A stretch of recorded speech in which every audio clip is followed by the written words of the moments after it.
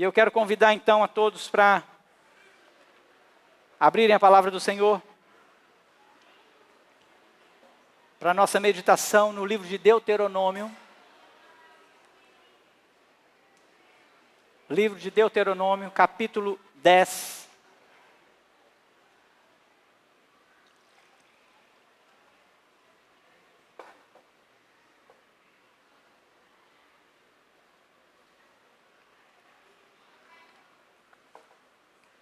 Nós vamos ler juntos o verso 16, mas nós vamos meditar do verso 12 do capítulo 10 até o verso 7 do capítulo 11. Deuteronômio, capítulo 10, nós vamos ler juntos o verso 16.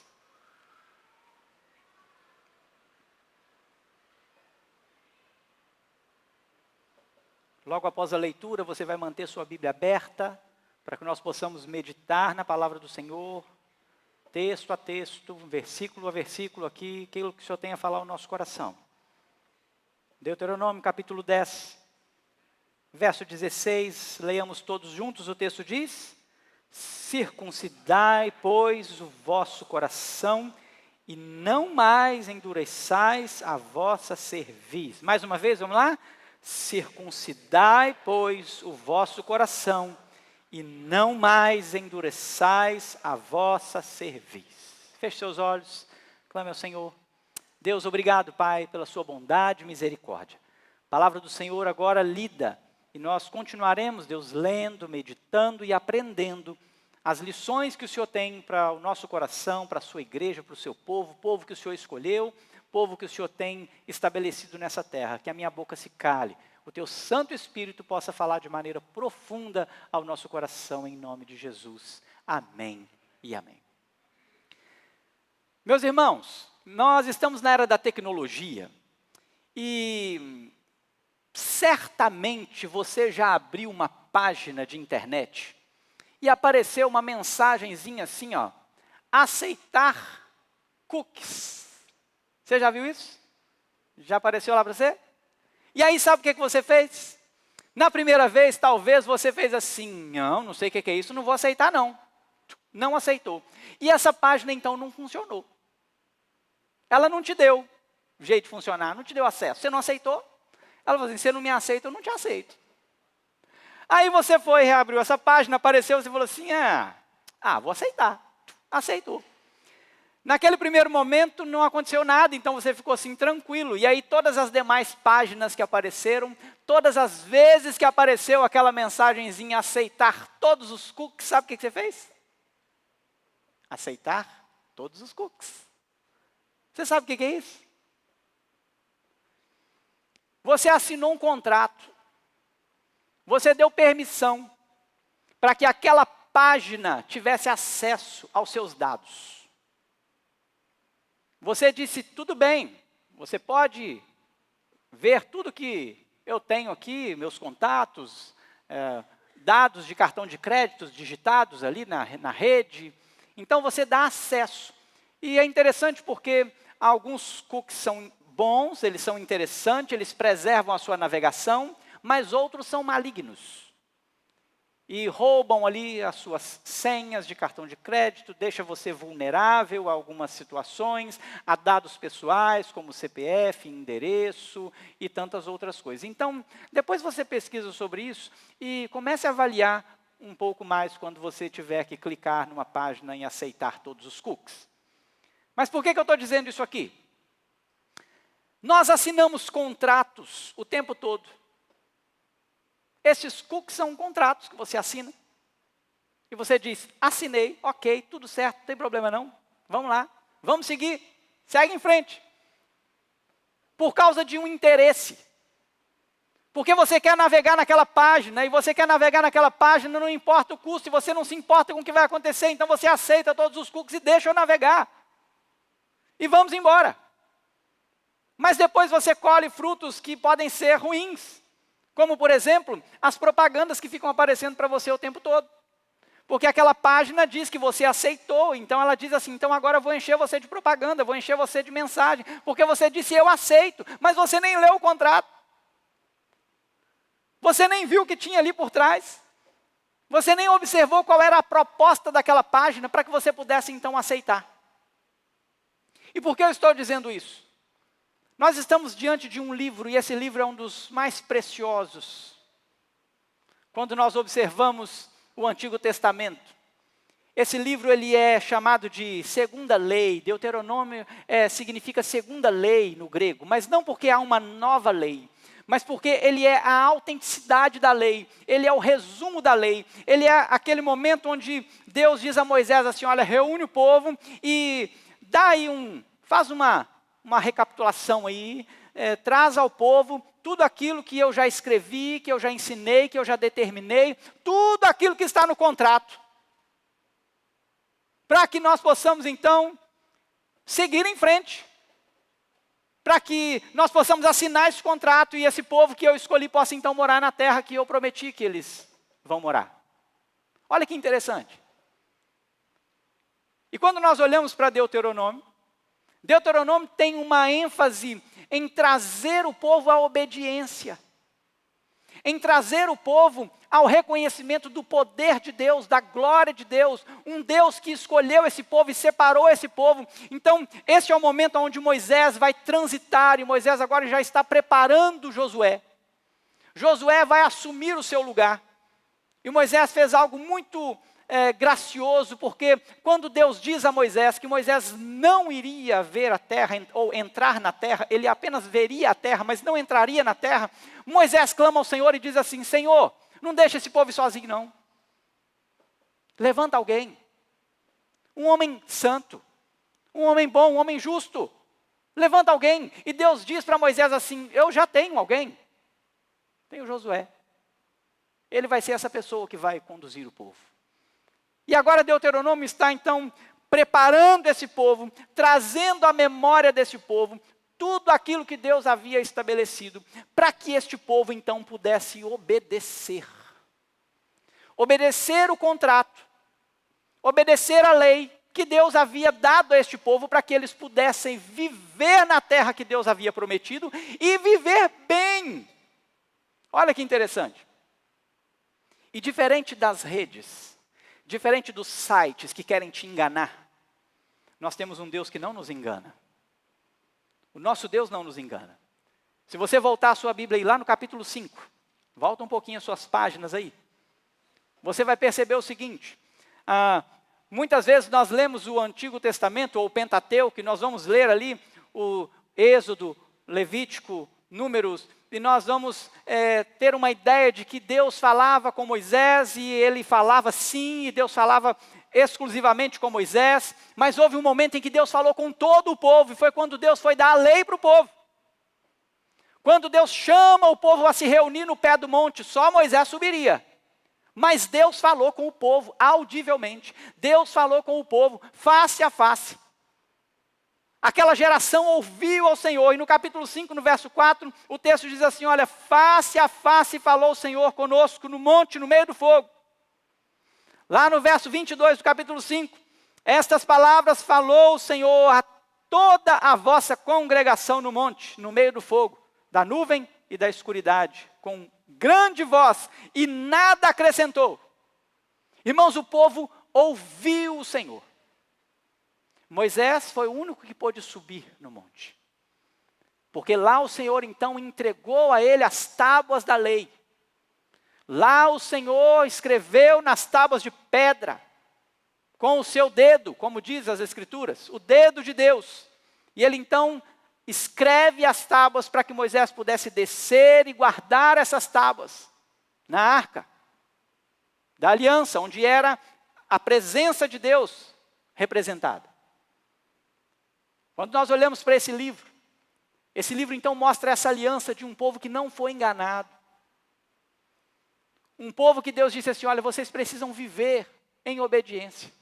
Eu estou dando a vocês uma lei para que vocês cumpram essa lei. Para que vocês obedeçam essa lei. Por quê? Porque vocês fazendo assim, vocês terão uma vida próspera, vocês terão muitas promessas. Lá no capítulo 28 de Deuteronômio, você começa a ver as promessas de Deus, ou as bênçãos de Deus a um povo que obedece, mas você vai ver também as maldições de um povo que desobedece. Esse é o retrato deste livro.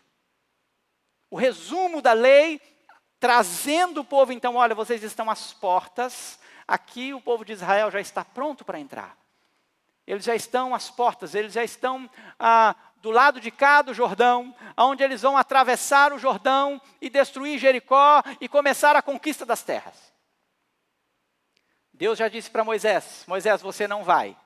Então senta aqui, resume, trabalha com o povo, para que o povo então possa me obedecer, e obedecendo, tenham longevidade e comam o melhor da terra, e vivam as bênçãos da obediência. Um contrato que não é feito com caneta, não é feito com tinta. É um contrato que é feito com sangue. Ainda nesse tempo, sangue de animais. Porque sem derramamento de sangue não há remissão de pecados. Esse contrato foi assinado com sangue. É a aliança de Deus com os homens. E o que Deus quer? Que a gente obedeça. O Senhor quer que você seja obediente. Eu não tinha combinado com o Ministério de Louvor, mas cantamos aqui. Dá-me um coração igual ao teu. Coração disposto a obedecer. Cumprir todo o seu querer. Que bom que você cantou, porque é uma oração. Se você ainda não tem andado em obediência, ande, porque andar em obediência tem inúmeras promessas. Promessas de vida eterna, é a promessa de salvação, é a promessa que Deus nos dá. Então, eu quero falar com você hoje, volte aí ao capítulo 10, no verso 12. Eu quero falar com você sobre o que é preciso, então, para andar em obediência. Este texto ele vai trazer para nós aqui algumas coisas que nós precisamos fazer. Algumas coisas que precisa partir de nós, para que nós possamos, então, compreender e andar em obediência. E eu quero trabalhar isso em 3 pontos. Em primeiro lugar, para obedecer a Deus, você precisa conhecer a lei de Deus. Observe comigo o verso 12, leia comigo o verso 12 e o verso 13. Todos em alto e bom som, vamos ler a palavra do Senhor, capítulo 10, verso 12 e 13. O texto diz: agora, pois, ó Israel, que é que o Senhor requer de ti?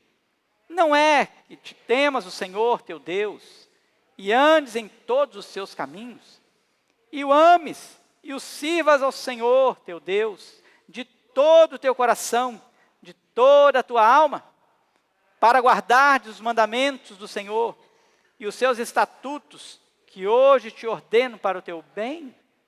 O que é que o Senhor quer de nós? O que o Senhor deseja de você? É muito interessante porque nós pais, o que nós queremos dos nossos filhos? Se o seu filho não for obediente, o abraço dele vai ter algum valor? Se o seu filho não é obediente, os beijos dele vão ter algum valor? Se o seu filho não é obediente, os presentes dele terão algum valor? O que um pai quer do seu filho? Obediência. Nós costumamos falar lá em casa. Ah, o que você quer de presente? Obediência. Não, mas é casa. Não, só obedeça. Está tudo certo.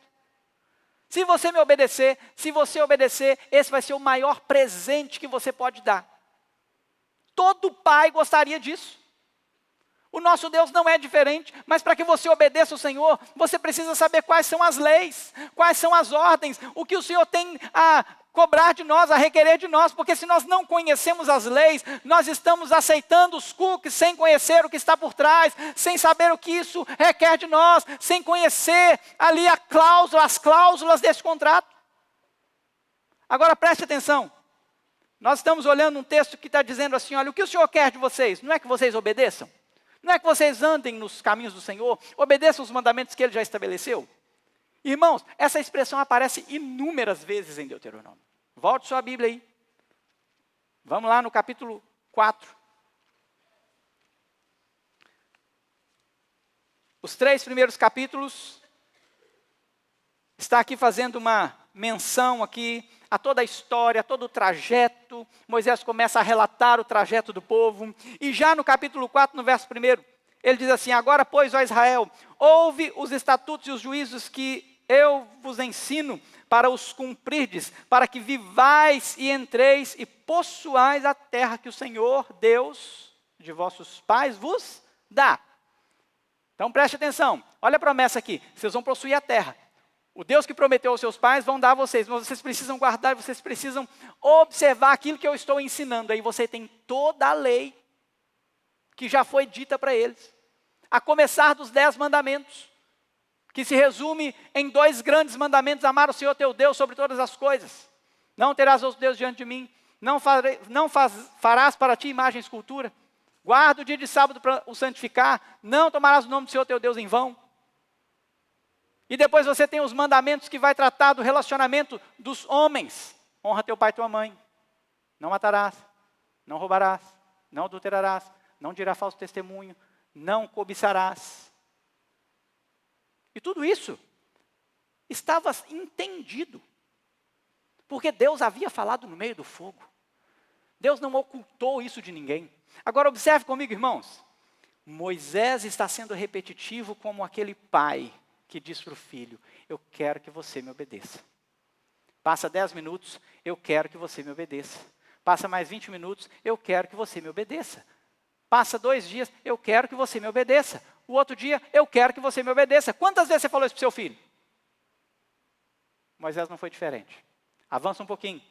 Verso 6 do capítulo 4, ele já está dizendo de novo: guardai, pois, e cumpri-os, porque isso será a vossa sabedoria e o vosso entendimento perante os olhos do povo, que, ouvindo todos esses estatutos, dirão: certamente, este grande povo é gente sábia e inteligente. Olha que interessante esse texto, capítulo 4, verso 6. Esse povo é sábio e esse povo é inteligente, porque eles guardam os mandamentos do Senhor.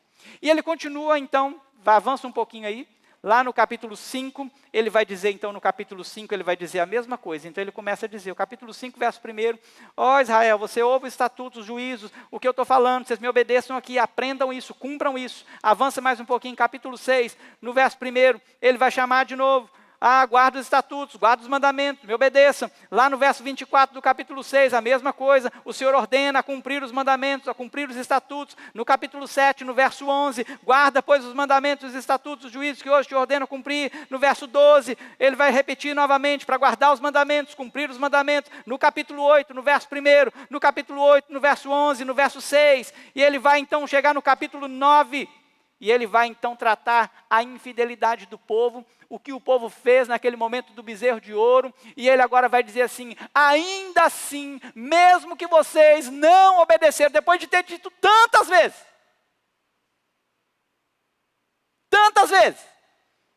Deus está assim: me obedece, me obedece, me obedece, me obedece, guarda o mandamento, faz o que eu estou mandando, faz o que eu estou mandando, faz o que eu estou mandando, faz o que eu estou mandando. Sabe o que o povo faz?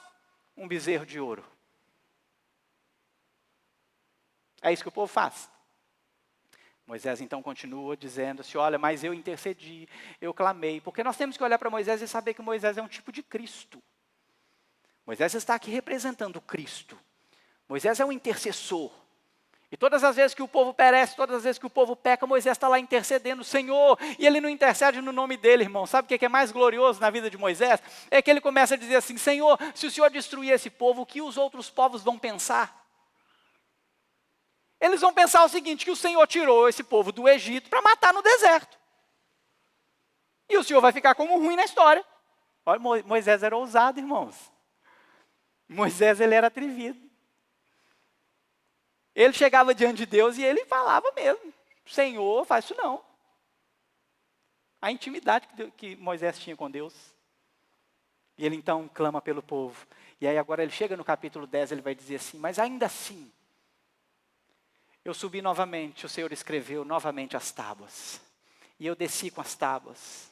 E esse povo então, eles receberam aqui as tábuas novamente. E agora ele começa a trazer aqui a vida dos levitas, eles como sacerdote, o falecimento de Arão, porque Arão, ele faleceu porque ele e Moisés, eles, irmãos, teve um dia que eles se cansaram. Deus falou para Moisés assim, olha, o povo está reclamando por causa de água, o povo está reclamando por causa de água, eu já tinha reclamado por causa de um tanto de coisa. Moisés se enfureceu e Moisés desobedeceu a Deus, porque Deus falou para Moisés assim, vai, diga à pedra que saia água, e a água vai sair e eu vou ser glorificado. Se você ler o texto, você vai perceber que Moisés, ele fere a rocha 2 vezes, como se ele estivesse irado com o povo. E aí vem a humanidade de Moisés, porque Moisés pode ser um tipo de Cristo, mas ele não é Cristo. Ele peca, ele também erra. E por isso ele e Arão foram punidos em não entrar na terra. E ele relata o momento em que Arão vai falecer, e Arão vai tirar suas vestes, vai dar ao seu filho, Eleazar, e que agora será o sacerdote, e agora ele começa a chamar novamente esse povo a obedecer. E ele vai dizer assim, o que é que Deus quer de vocês? Não é só isso que Deus quer. Deus não está interessado em quantas vezes você vai na igreja. Deus não está interessado em quantas vezes você leu a Bíblia. Deus não está interessado em quantas vezes você fez oração. Deus não está interessado em números. Quando o Senhor Jesus vai encontrar ou vai contar a parábola para os seus discípulos do fariseu e do publicano, ele vai dizer que o fariseu estava lá fazendo as suas orações, alongando as suas roupas lá, fazendo os seus rituais, mas o publicano, ele estava ali, Senhor, ai de mim, compadece-te de mim, Senhor, porque eu não sou digno de estar diante do Senhor. Irmãos, o Senhor quer obediência. A obediência é na vida, a obediência é na sua conduta, a obediência para você obedecer ao Senhor, você precisa saber o que o Senhor quer de você. E o povo sabia. Eles sabiam, porque Deus havia dito para eles. Em alto e bom som.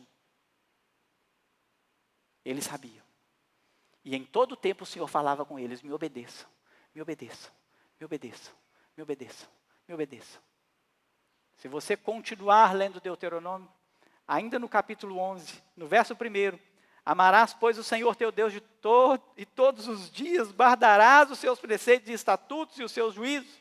No verso 8, guardai, pois, todos os mandamentos que hoje vos ordeno, para que sejais fortes e entreis e possuais a terra para onde vos dirigis. E se você continuar lendo, você vai ver Deus falando, me obedece, me obedece, me obedece, me obedece, me obedece, me obedece.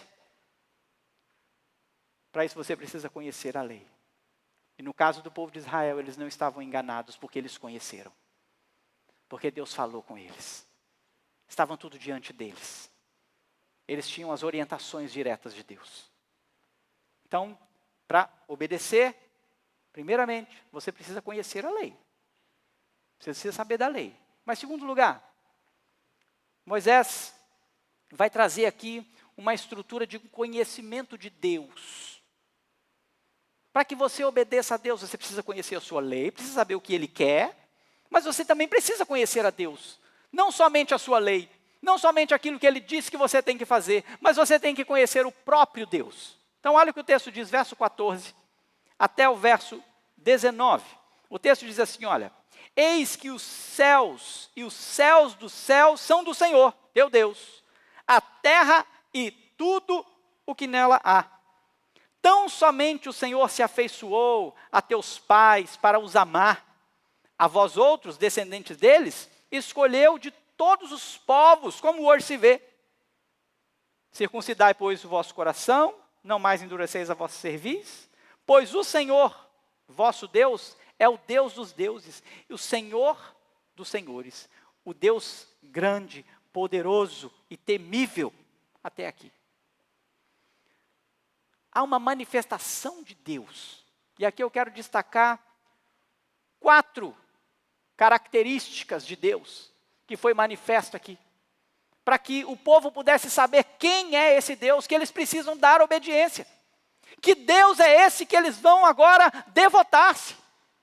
Não é qualquer Deus, A começar, esse é o Deus Criador. O verso 14 diz que os céus e os céus dos céus são do Senhor. A terra e tudo que nela há, porque Ele criou todas as coisas e todas as coisas são dele. Nós não podemos esquecer disso. Moisés está chamando o povo e Deus está falando por meio dele, dizendo assim, olha, diga a esse povo que tudo que eles veem é meu.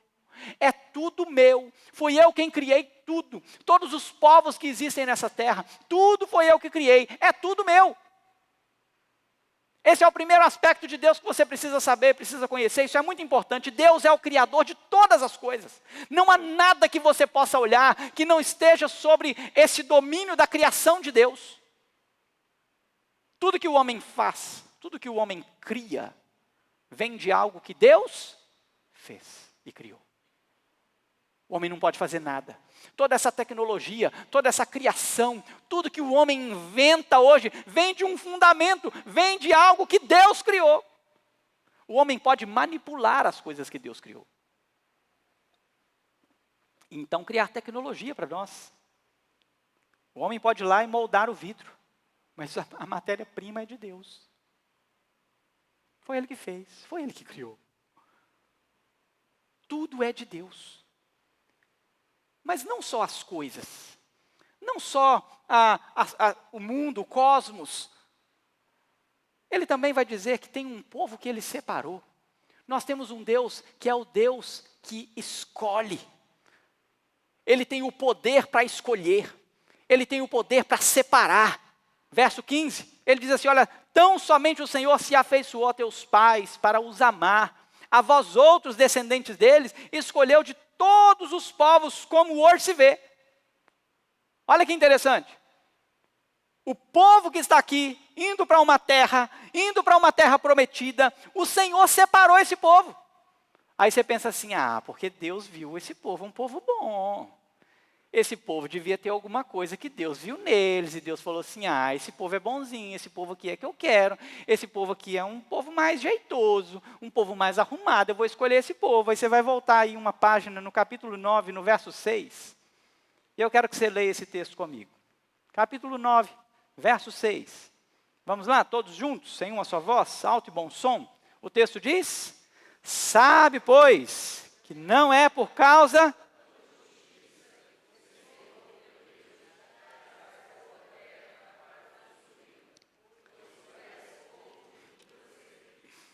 Irmãos, Deus está falando com o povo assim, vocês são ruins.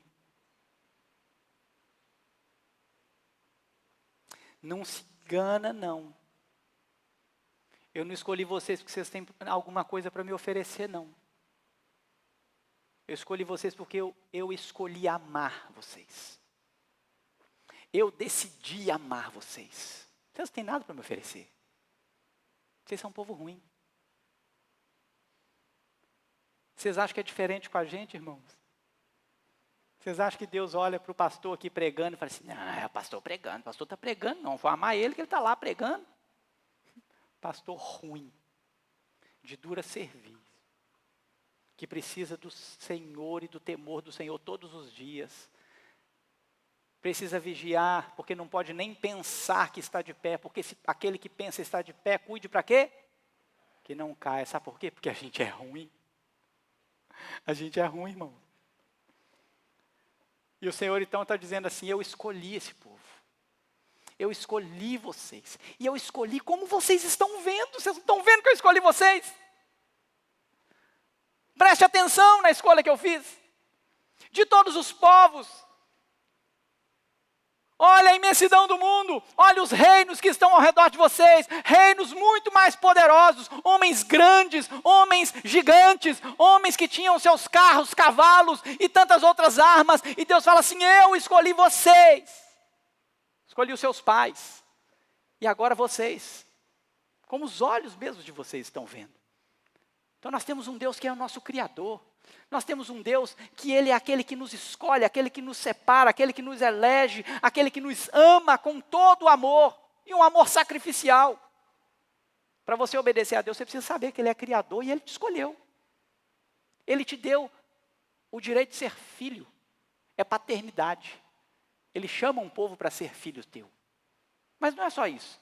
você tem a soberania de Deus. Verso 17, o texto diz assim: pois o Senhor, vosso Deus, é o Deus dos deuses e o Senhor dos senhores, o Deus grande e o poderoso e temível.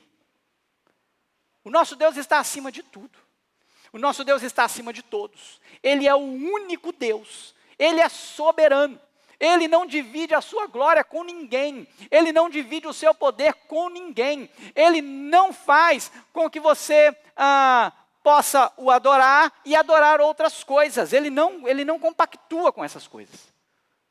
E a gente não pode servir a dois senhores. E quando Jesus vai dizer isso, ele vai falar que um desses senhores é o quê? Vocês lembram? As riquezas. Olha como é que é interessante. Porque a gente pensa em dois senhores, em dois deuses, como duas divindades. Mas o Senhor Jesus vai dizer assim, olha, vocês estão servindo ao dinheiro como se o dinheiro fosse um Deus. E ninguém pode servir a dois senhores. Nós temos um Deus que está acima de tudo. Agora pensa, como que você pode amar o dinheiro?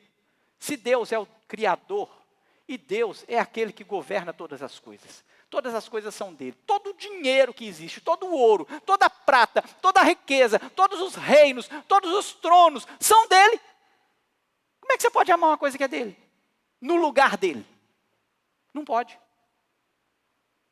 Para você obedecer a Deus, você precisa saber quem ele é.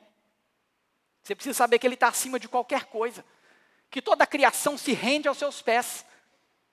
Que nós temos o privilégio de nos achegar a ele porque ele nos escolheu. Não foste vós que escolhestes a mim, mas eu escolhi a vós outros. Para que vades e deis fruto, e o vosso fruto permaneça. E você só consegue fazer isso se você conhecer a soberania de Deus. Se você souber que não há outro além dele, e você então não coloca nada no lugar dele. E aí você vai obedecer o primeiro e grande mandamento, de não ter outro Deus diante do Senhor. De não fazer para você imagem e escultura. De guardar o dia do Senhor, para o santificar. Você começa a construir a sua vida com o Senhor, com o conhecimento que você tem dele, aí você começa a ter possibilidade de obedecer o Senhor. Aí você começa a ter possibilidade de andar com o Senhor. Quarto lugar. Então, primeiro você tem um Deus criador, um Deus que elege, que nos dá paternidade, um Deus soberano, mas você tem um Deus justo. Parte B do verso 17 diz assim, olha, que não faz acepção de pessoas, nem aceita suborno, que faz justiça ao órfão e à viúva e ama o estrangeiro, dando-lhe pão e veste. Aí ele tem uma chamada para nós, ó. Amai, pois, o estrangeiro, porque fostes estrangeiro na terra do Egito. Conhecer a justiça de Deus é muito importante para você obedecer a Deus. Essa chamada de você ser alguém que ama o estrangeiro, é porque o Senhor primeiro fez com que você ficasse cativo lá no Egito. E quando eu falo você, é você mesmo. Está lá figurando a igreja de Cristo. Cativa, 400 anos no Egito. E Deus então nos liberta do cativeiro. E um cativeiro que foi em um momento específico para salvar o povo. Porque o povo ia morrer de fome. Deus leva esse povo para o Egito, para que depois eles pudessem se tornar escravos ali. E o Senhor vinha então e libertar esse povo com mão poderosa, para mostrar o seu poder, para mostrar a sua graça, para mostrar quem Ele é diante desse povo que Ele escolheu, irmãos. Para a gente obedecer a Deus, a gente precisa saber que Ele é justo. Ele é aquele que acode o órfão e acode a viúva. Ele é aquele que acolhe o necessitado. E Ele chama a mim e a você para viver essa justiça, para andarmos nessa justiça. Só que para a gente andar na justiça e obedecer, a gente precisa saber que Ele é justo e conhecer então os seus mandamentos. Conhecer a sua lei, conhecer o Senhor, a sua soberania, saber que Ele é o Criador, saber que Ele é aquele que nos escolhe, saber que Ele é aquele que nos dá a paternidade. Então preste atenção, você precisa conhecer a lei de Deus, você precisa conhecer o Deus da lei, o Deus Todo-Poderoso, mas tem um terceiro ponto aqui que ele é para mim algo assim extraordinário. Para você obedecer a Deus, você precisa ter experiências com Deus. E eu acho que isso é uma das coisas que tem faltado no nosso tempo.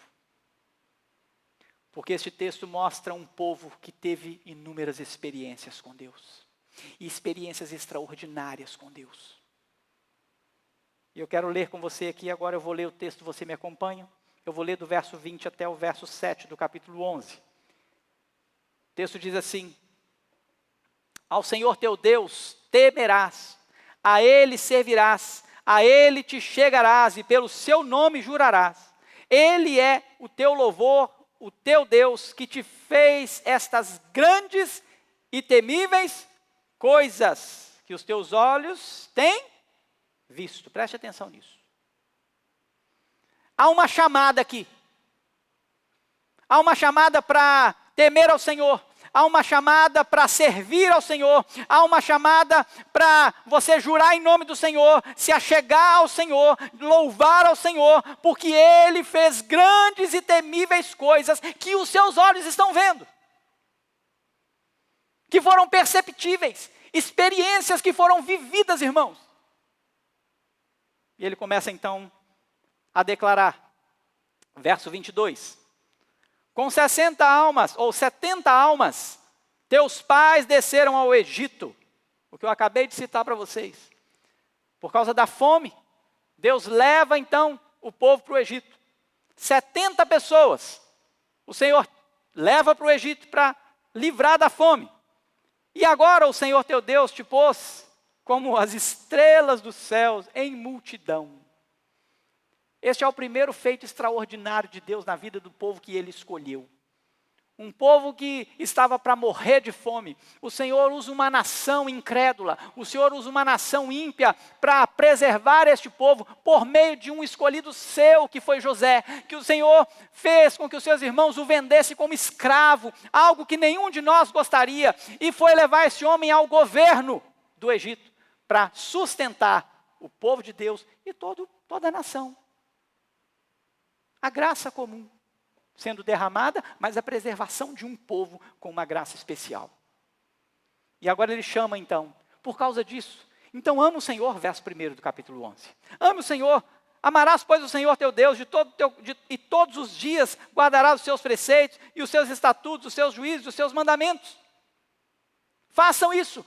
Porque o Senhor fez algo extraordinário. Aquele povo que era apenas 70 pessoas, hoje é uma imensidão de homens, mulheres, crianças, jovens, adultos, idosos.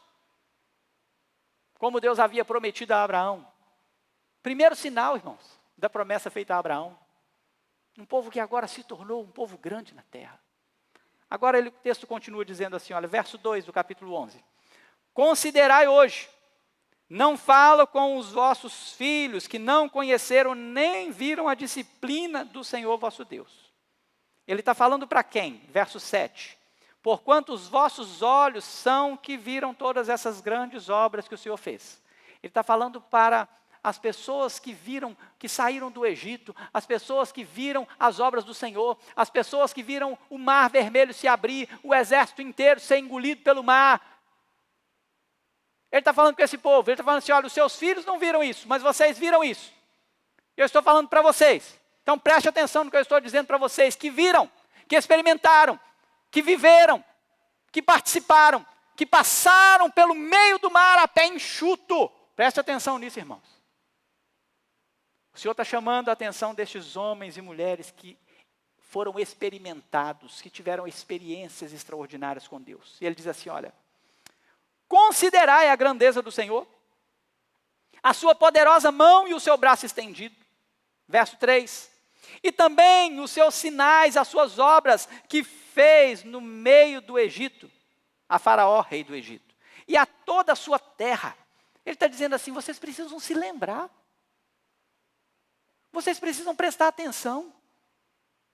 10 pragas foram lançadas sobre o Egito, irmãos. Sabe para quê?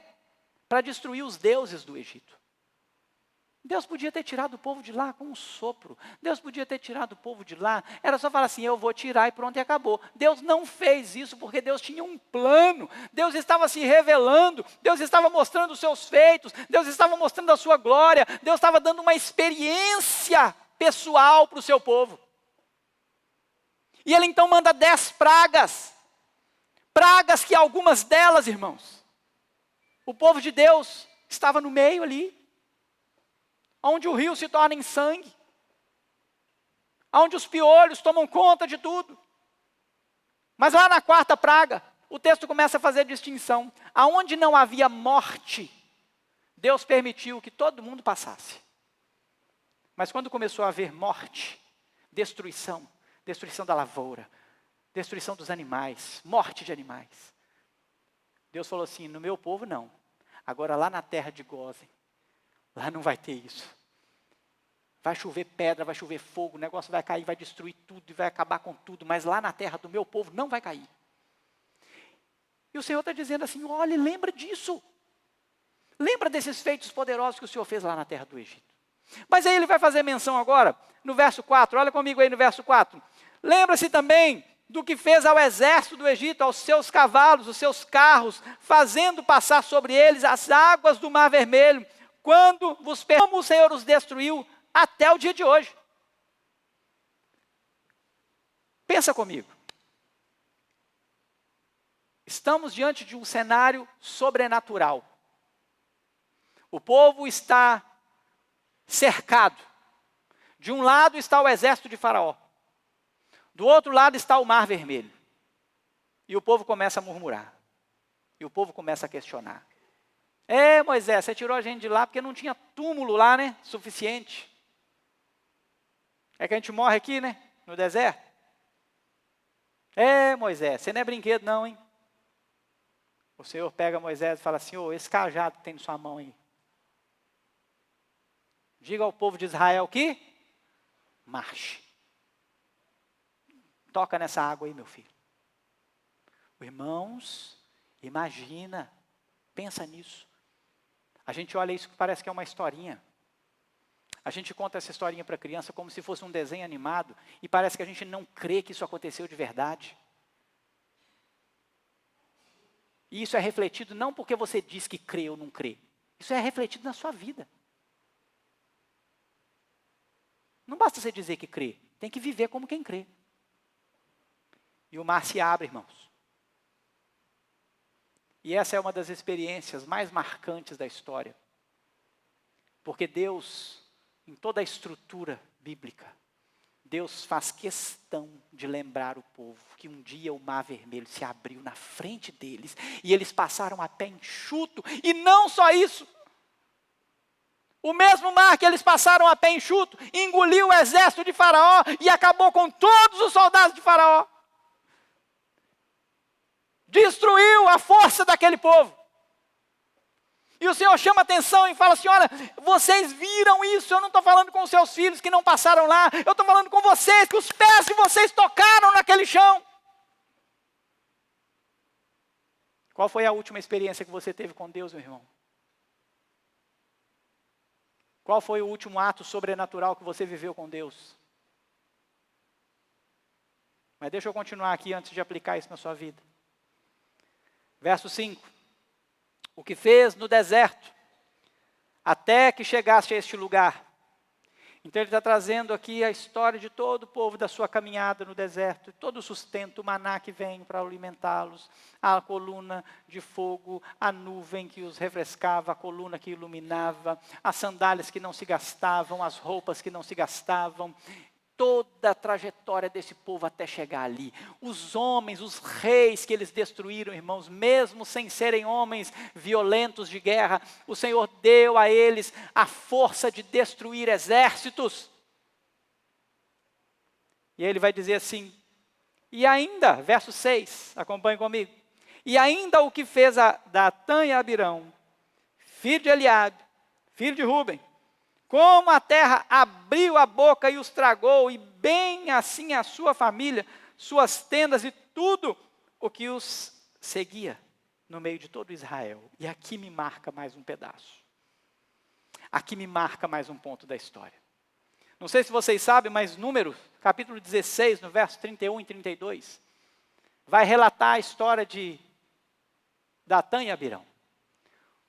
Um grupo de homens que se levantaram contra Moisés, e sabe o que eles disseram? Ô Moisés, você está achando que você é quem? Você acha que Deus fala só com você? nós também somos levita. Aí, você não viu a lei, não? A lei separou a gente também, rapaz. Nós somos levita também. Você está achando que é o quê? Esses homens se levantaram contra a liderança. Liderança que Deus havia estabelecido. Liderança que Deus havia imposta. Irmãos, não brinca com aquele que Deus levantou, não. E esse povo viu, irmão. Porque quando Datã e Abirão chegou diante de Moisés e falou assim, Deus fala com a gente também. Moisés falou para eles assim, fala, então tá bom. Tudo certo. Então nós vamos fazer o seguinte, vai chegar uma hora aí que nós vamos ver, ó, final da tarde Deus vai falar. E a hora que Deus falar, a gente vai ver se Ele fala com vocês, se Ele fala comigo. E aí tudo certo, se Deus falar com vocês, tá bom. Se Ele falar comigo, tá bom. Então vamos lá, vamos deixar Deus falar. Aí Deus falou. A terra se abriu e engoliu eles. Matou todo mundo. E eles viram isso. Mas por que 2025 nós ainda temos pessoas que se levantam contra líderes? Para falar mal de liderança. Para questionar a liderança. Para achar que a liderança não tem o devido valor. Por quê? Porque ainda não tiveram experiência com Deus. O Senhor está chamando estes homens aqui. Olha, vocês experimentaram. Então andem no meu caminho, me obedeçam. Me obedeçam. Vocês viram essas coisas. Foi os seus olhos, verso 7, que viram essas coisas. E eu preciso aplicar isso aqui, meus irmãos. Em primeiro lugar, nós temos uma grande dificuldade com o conhecimento da lei de Deus. Uma grande dificuldade. Mas não é pela possibilidade. Deus não está mais no monte, fumegante, ardente. Nós não estamos mais no pé do monte, ouvindo o Senhor, como eles. Mas irmãos, Deus deixou sua lei. Ele deixou sua palavra. Hoje, de uma maneira muito mais profunda. Porque aquele povo que tinha essa lei apontava para quem? Para quem que essa lei apontava, irmãos? Cristo. Esther falou hoje, muito bem, hoje pela manhã.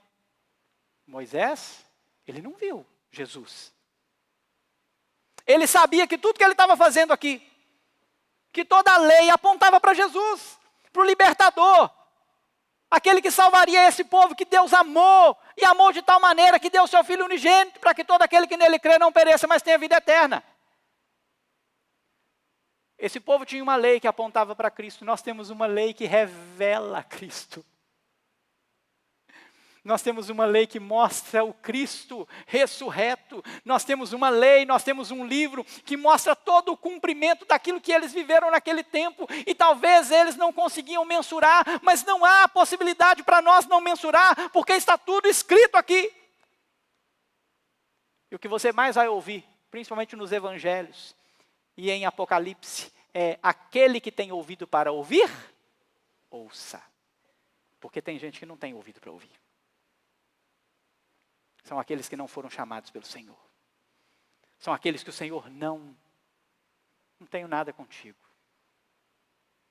O Senhor está dizendo para mim e para você hoje, aquele que tem ouvidos para ouvir, ouça.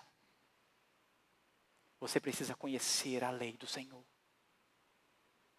Sabe por que nós temos tantas pessoas doentes espiritualmente, morrendo espiritualmente? Pessoas que estão vagando e criando tumulto nas igrejas, e criando contendas nas igrejas, e discutindo teologia, e discutindo se pode, se não pode, se aquilo e aquilo outro, se eu bebo, se eu não bebo, se eu faço tatuagem, se eu não faço. Sabe por quê? Porque não conhecem a lei do Senhor.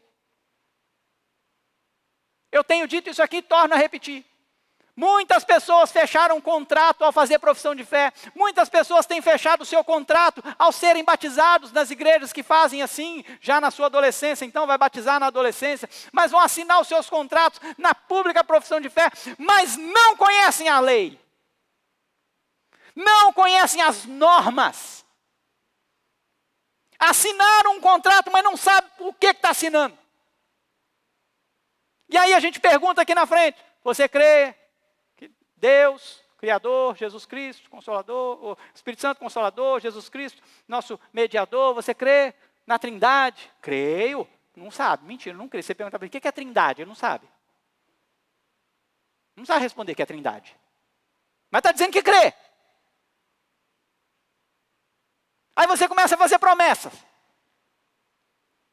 Você promete obedecer à liderança, enquanto esta, claro, está firmada nas Escrituras. E você promete, então, obedecê-la. Ser fiel às Sagradas Escrituras. Você fala o quê? O que você fala, irmão? Sim. Mas você não conhece. Está prometendo o quê? Aí sabe o que acontece? A liderança toma a primeira decisão. Aí você faz o quê? Não concordo. Ah, irmão, pelo amor de Deus, me ajuda. Você apertou e aceitou todos os cookies. Você aceitou todos os cookies, irmão. Agora aguenta. Se você quer receber as bênçãos de Deus, agora aguenta. Porque você pode não obedecer, você pode não querer, e você vai pagar o preço por isso. E muitas pessoas estão pagando o preço por isso. Porque fizeram promessas, assinaram o contrato. Vieram aqui à frente e declararam com a sua boca. Mas não estão obedecendo a Deus, porque não conhecem a lei de Deus. E aí começa a questionar. Ah, essa igreja não está boa. Não, porque essa igreja, o pastor ali não deixa a gente beber um vinhozinho. Eu vou caçar outra igreja que deixa nós beber um vinhozinho. Você vai achar, meu irmão. Mas vai lá nela e lê o contrato. Lê o contrato. Talvez junto com o vinhozinho venha um inferno atrás. Lê o contrato. O contrato está aqui, ó. Lê o contrato. Sabe por que você aceita os cookies com tanta velocidade? Porque você tem preguiça de abrir e verificar quais são aqueles que são bons e ruins e você ir lá personalizar eles. Aí você fala assim, eu não quero saber disso não, deixa eu aceitar logo aqui. Puf. É muito grande, né, irmãos? Ó, é muita folha, é muita página. Ah, pastor, esse negócio é muito grande, dá para ler isso tudo não. Ah, eu estou lendo, não estou entendendo nada também. Você não entende nada na hora que você lê o negócio dos cookies lá também. Vocês estão entendendo, irmãos? O Senhor está chamando a gente à obediência, mas para a gente obedecer, a gente precisa conhecer a lei de Deus. Para você assinar um contrato, para você aceitar isso, você precisa conhecer e saber o que o Senhor requer de você. E agora nós já olhamos para o Novo Testamento, nós já olhamos agora para uma ideia de um novo e vivo caminho, nós já olhamos agora para a cruz de Cristo, e agora isso não é mais pesado para nós. O meu jugo é suave e o meu fardo é o quê? Aprender então de mim que sou manso e humilde. Olha a diferença. O Senhor não quer que você mata bicho mais.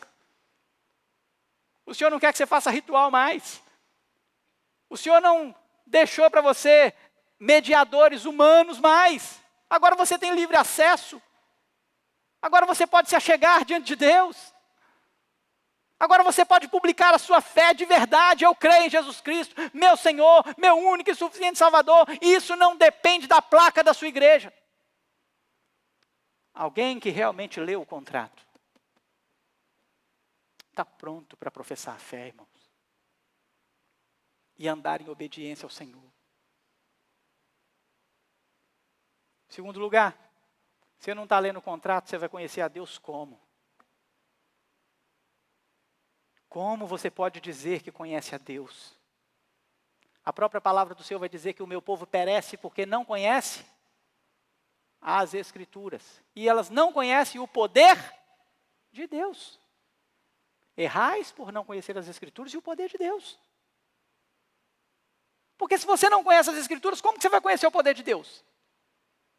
Se você não conhece as Escrituras, como que você vai saber o que Jesus fez por você? Se você não conhece as Escrituras, como que você vai poder declarar uma fé? Uma fé em quem? Em quê? Por quê? Aonde? Quando? O mundo mudou, irmãos. Mas a palavra de Deus não. O mundo mudou. A visão de mundo mudou. Mas as determinações do Senhor não. E elas são muito simples. Sabe o que Jesus quer da gente?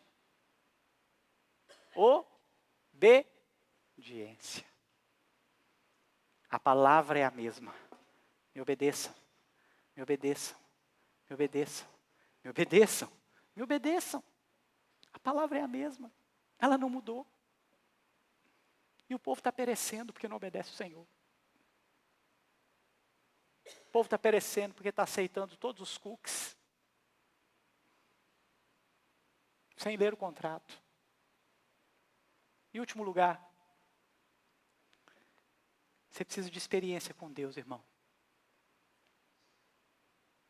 Você está precisando de experiência sobrenatural. Quem viveu aqui um cristianismo da década de 80? Quem viveu aqui um cristianismo da década meados de 90? Viu Deus fazendo coisas sobrenaturais. Parece que a ideia de 1000 chegará a 2000, não passarás, nós ouvimos isso hoje muito bem na escola dominical.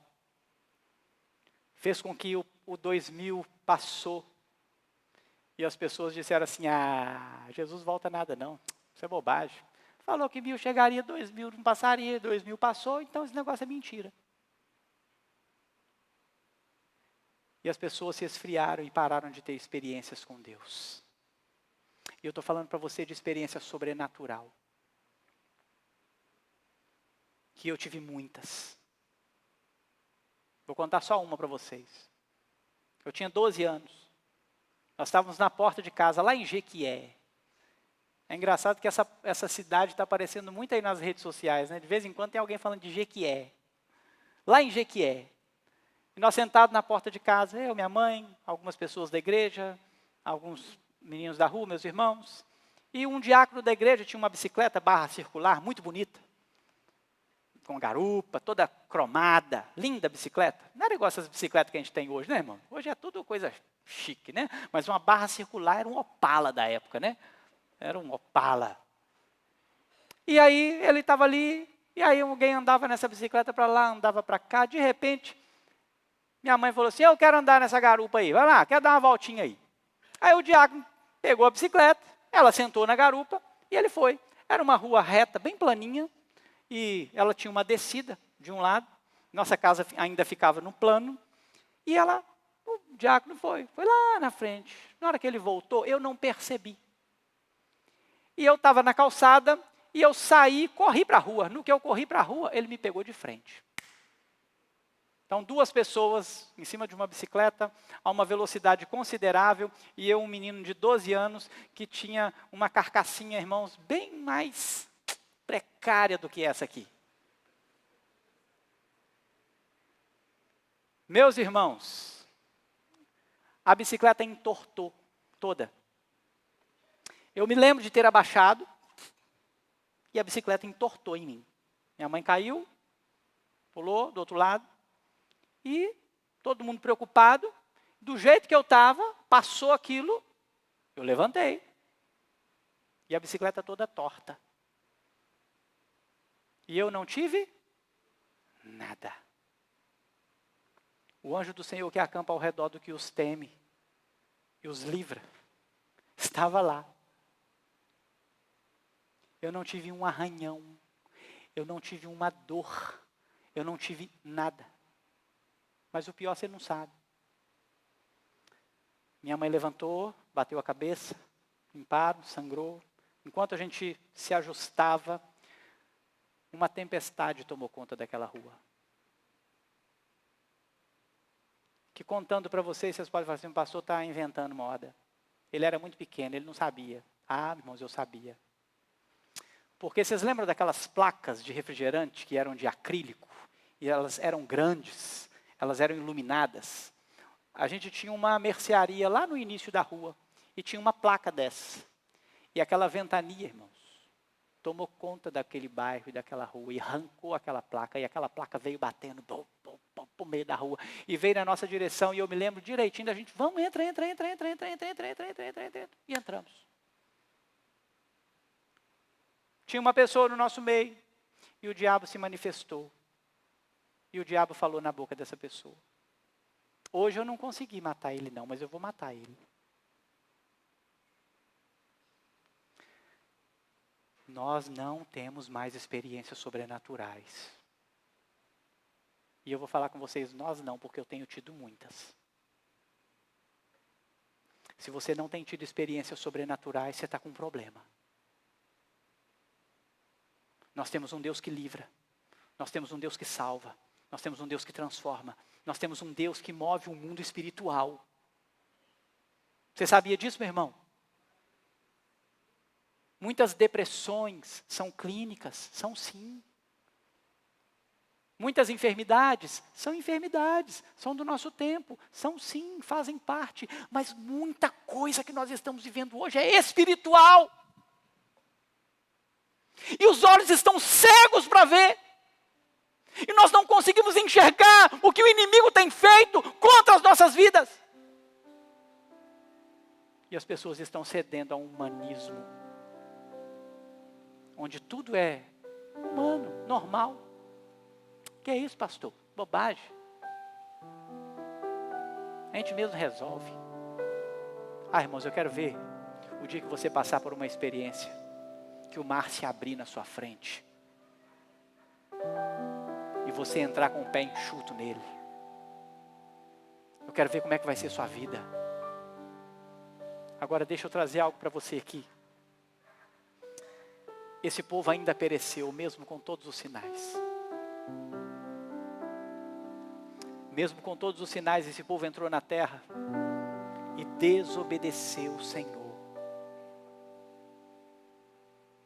Mesmo com todos os sinais, esse povo entrou na terra prometida e não cumpriu o que Deus havia dito, porque Deus falou assim, olha, é para destruir tudo.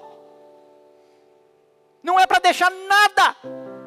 Nem mulher, nem criança, nem jovem, nem homem, nem animal, nada. Porque se vocês deixarem, vocês vão ser corrompidos pelos deuses deles. Oh, irmãos, Deus avisou. Deus avisou. E Deus está avisando para a gente. Deus está avisando para mim, para você, todo domingo, todos os dias, Deus está avisando para a gente. Porque aquele povo ainda tinha uma oportunidade, porque Jesus ainda não tinha vindo. Mas você não tem outra oportunidade. Não há nova oportunidade para você. A oportunidade para você é agora, é hoje. Começa a pedir a Deus experiência extraordinária. Começa a pedir a Deus experiência sobrenatural, para que os seus olhos se abram e você possa então obedecer ao Senhor. Para de achar que você consegue chegar onde você vai chegar, onde você quer chegar, sei lá onde você quer chegar. Nós temos um lugar preparado para nós. Esse lugar é a glória, é o céu. Mas só vai entrar lá quem obedecer ao Senhor. Só vai entrar lá quem estiver andando com o Senhor. Aquele que foi encontrado fiel. Aquele que tiver com a sua candeia cheia de azeite. Só vai entrar no céu aquele que tiver amor pelo seu irmão. Aquele que tiver paz com o seu irmão. A paz com todos e a santificação sem a qual ninguém verá o Senhor. Você está precisando de experiência com Deus. Sobrenatural. O diabo parou de manifestar. As manifestações na década de 80, elas eram muitas. O diabo manifestava, as pessoas ficavam possessas. Satanás falava na boca das pessoas, o diabo parou. Ele falou assim, não, esse negócio tá fazendo muita gente virar crente, converter. Está errado, o diabo mudou a estratégia, ele parou. Ele parou, irmãos. Ele está deixando todo mundo enganado agora. Ele está fazendo você pensar que o diabo não existe. Ele está fazendo você pensar que isso era uma historinha do passado. O diabo existe. O diabo existe, irmãos.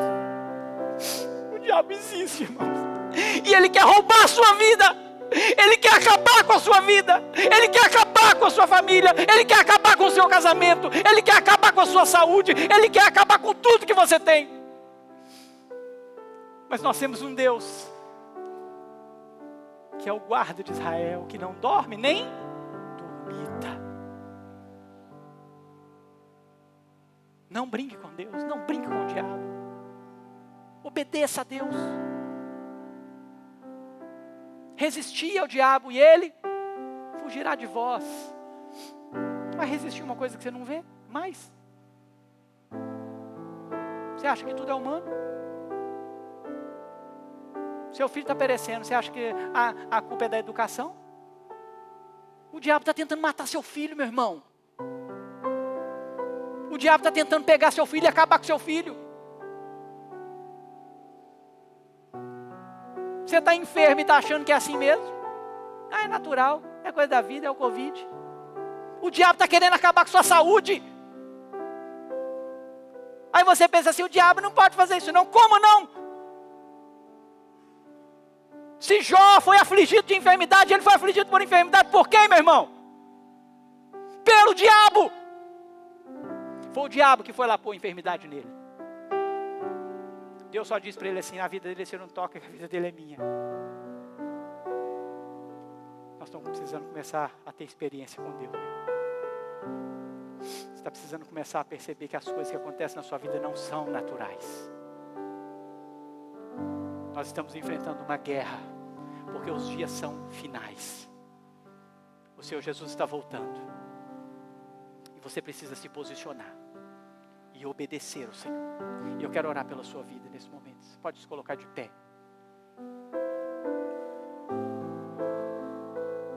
De repente você está aqui, já é um bom conhecedor da lei. De repente você está aqui e já conhece o Senhor, porque se você conhece a lei, certamente você conhece o Senhor. Mas talvez você não tenha experimentado, não tenha tido experiências. Peça ao Senhor para te dar experiência. Mas talvez você está aqui hoje e você não conhece a lei de Deus. Corra, busque conhecê-la. Corre, para que você possa então, por meio da lei do Senhor, por meio da palavra do Senhor, por meio de Jesus Cristo, nosso Senhor, você possa então conhecer a Deus, o seu poder, a sua graça, a sua soberania, o seu sacrifício, tudo aquilo que Ele fez por você, para que você então possa crer nele e ser salvo, e vencer os poderes das trevas, as hostes malignas. Coloque a sua vida diante do Senhor. Fala, Deus, eu quero conhecer o Senhor mais. E eu quero obedecer o Senhor. Eu quero orar pela sua vida. Senhor, em nome de Jesus. A palavra do Senhor ela é tão poderosa porque ela nos revela, Senhor, fatos. É real, Senhor. É real. E parece que hoje em dia, Deus, as pessoas não estão vivendo a realidade do reino, mas apenas a sua religiosidade do reino. Trabalha no nosso coração nessa noite para que nós possamos, Deus, retomar as experiências com o Senhor, para que nós possamos ver aonde o inimigo está e repreendê-lo no nome de Jesus, e ele partir em retirada, porque ele não tem poder contra a nossa vida, contra os seus eleitos, contra o povo do Senhor. Assim como o Senhor guardou o povo lá do Antigo Testamento, mesmo com desobediência, mesmo um povo que ao longo da história pisou tanto na bola com o Senhor preservou um povo, porque o Senhor não salvou esse povo porque eles eram bons, o Senhor salvou porque o Senhor os amou de tal maneira que o seu Filho Jesus derramou sangue por este povo, e este povo somos nós, povo de dura cerviz, povo ruim, mas que o Senhor amou. Nos ajude, Senhor, a ter experiências com o Senhor. Nos ajude a conhecer o Senhor, o seu poder, a sua glória, a sua majestade. E que o nosso amor pela lei do Senhor possa ser intenso. E na sua lei nós possamos meditar de dia e de noite, para sermos como árvore plantada junto a correntes de água, que dá o seu fruto na estação apropriada. Tudo quanto faz é bem sucedido, para a glória do seu nome. Leva-nos em paz. Que seja uma semana de experiência profunda com o Senhor, de conversão, de libertação, de transformação, de autoridade, porque eu creio que quando o povo do Senhor ergue a voz com autoridade, o inimigo parte em retirada, porque Porque nós fomos chamados pelo Senhor para fazermos sinais maiores. Mas os sinais acompanharão aqueles que creem. Que nós possamos crer. Para que os sinais nos acompanhem. E possamos andar em obediência ao Senhor. Em nome de Jesus. Leva-nos em paz. Nos conduza a uma semana poderosa na sua presença. Guardado pelo poder do teu Santo Espírito. É a oração que eu te faço em nome de Jesus. Amém e amém. Receba a bênção, meu irmão. Que o amor de Deus, o nosso Pai, a graça do nosso Senhor e Salvador Jesus Cristo, a comunhão e as consolações do Espírito Santo repousem sobre o povo de Deus aqui presente, espalhado pela face da terra, hoje e para todos sempre. Amém e amém. Que o Senhor Jesus te abençoe. Dê um monte de abraços aí. Cumprimente o seu irmão. Não vá embora correndo. E que o Senhor Jesus te dê uma semana poderosa.